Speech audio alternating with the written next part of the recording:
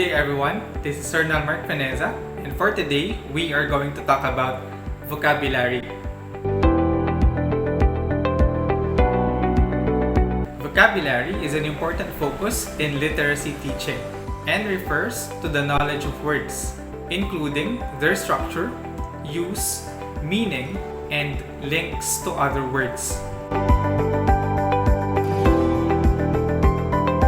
Children need to have a rich vocabulary that continually grows with language and literacy experiences in order to comprehend and construct increasingly complex text and engage in oral language for a variety of social purposes. Focusing on vocabulary is very useful for developing knowledge and skills in multiple aspects of language and literacy. This includes helping with decoding, comprehension, and fluency. Here are 5 benefits of learning vocabulary. It improves reading comprehension.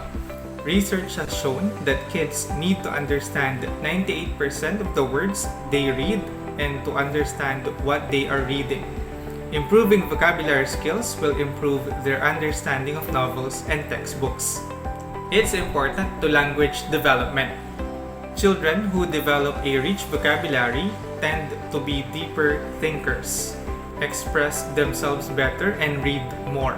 Improving language and literacy skills early in life will help them to be more successful academically and communicatively. Communicating ideas. Successful communication, or saying what you mean, is dependent upon a good vocabulary base. Using the right words when talking makes you a more effective communicator. Expressing yourself in writing. Having a good vocabulary to draw from can help you write more effectively. Students need to use a more formal tone when writing, and to do that, they need a richer vocabulary to tap into those words we don't use when we speak. Also, we have occupational success. Researcher Johnson O'Connor found that a person's vocabulary level is the best single predictor of occupational success. Success in the business place depends on your communication skills. Here are some learning activities to enhance learners' vocabulary. First is vocabulary bingo. Have the students make bingo cards, placing words they just learned in the various places of the card. Then, read the definition of the word. If the students have the word, they'll color it in the box on their cards where it exists. This helps students put the definition with the word itself. Second is word charting. Teachers can encourage students to do this outside of the classroom while they are at home. For example, if students have just been taught the word cacophony, which means discordant sound, encourage them to look for a real-life scenarios to use it. Have the students chart when they use it to describe something in their lives. For instance, a student may put a dish on top of another dish in the sink and use cacophony to describe the sound it made. Third is short stories. Another way to make teaching vocabulary more fun is to have students create a short story or screenplay using the words they just learned. Teachers can also make this a final project or final exam. Typically, students will be more willing to engage and get creative with this such task. 4 is comic strip vocabulary.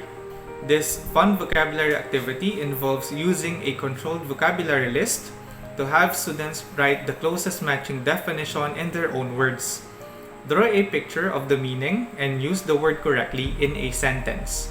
The goal of this engaging activity is for students to correctly use vocabulary words in conversations. 5 is mystery word. Tape cards onto students' backs with a vocabulary word written. Students can walk around asking other students questions about their word to figure out which word they have. Students may only answer yes or no to the questions asked of them. 6, we have synonyms. Break the class into 2 groups and assign each group half of the vocabulary words. Have students use a dictionary thesaurus or the internet to discover the synonyms of each word. Then, have the groups take turns reading the list of synonyms to the other group. See if the groups can figure out what the word is based on its synonyms. 7. We have Pictionary. Split the class into 2 teams and have one student from each team come to the board. Assign them one vocabulary word to draw. The students' team should try to guess what vocabulary word is being drawn within a certain time limit. Whichever team guesses correctly first gets a point. Repeat with different members of each team coming to the board until all the vocabulary words have been drawn. Then tally the points and declare a winning team. 8 is charades. Charades is set up similarly to Pictionary. However, instead of drawing, students act out the vocabulary word. If you have timid students, consider assigning 2 people to act out the words at a time, or breaking the class into smaller groups. 9 is circle rotations. Split the class in half and have them form 2 concentric circles in the room, facing each other. Hand out flashcards to each student with a vocabulary word on one side and its definition on the other. Students in the inner circle can test the students in the outside circle and vice versa. Have the students in the outside circle rotate one person to their left each time until everyone has seen each word. And number 10, we have newspaper search. For a quieter activity for students or smaller groups, try having students look for pictures or articles in the newspaper or magazines that relate to each vocabulary word. Give your students a set amount of time to complete the assignment, then have them present their findings in groups or to the class.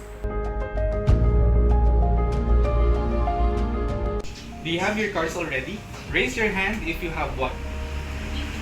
Very good. Now listen carefully to the instructions. I will be defining the word twice, and if you have the word in your card, you may encircle it or cross it out. You will say bingo if you have crossed out or encircled 5 words in a row. It may be horizontal or vertical. Let's start with the first definition. Number 1, it is capable of bending easily without breaking. Again, capable of bending easily without breaking. What word is it? Second, it means to say or estimate that something will happen in the future. Again, say or estimate that something will happen in the future. What is the second word? Third, it means grow or cause to grow and become more mature. Grow or cause to grow and become more mature. For number 4, it is a line separating 2 political or geographical areas, especially countries. Again, it is a line separating 2 political or geographical areas, specifically countries. How many words have you crossed out or encircled so far? How many? So we have 1, 2, and 3. Very good. So let us proceed. For the 5th word, it means absolutely necessary or extremely important. Again, absolutely necessary or extremely important. What is our 5th word? Number 6, it means sad or displeased because someone has failed to fulfill one's hope or expectations. Again, sad or displeased because someone has failed to fulfill one's hope or expectations. No bingos yet? Okay, so let us proceed. For number 7, it means completely remove or get rid of something. Again, completely remove or get rid of something. Number 8 is to give a brief statement of the main points of something. Again, give a brief statement of the main points of something. That's word number 8. No bingos yet?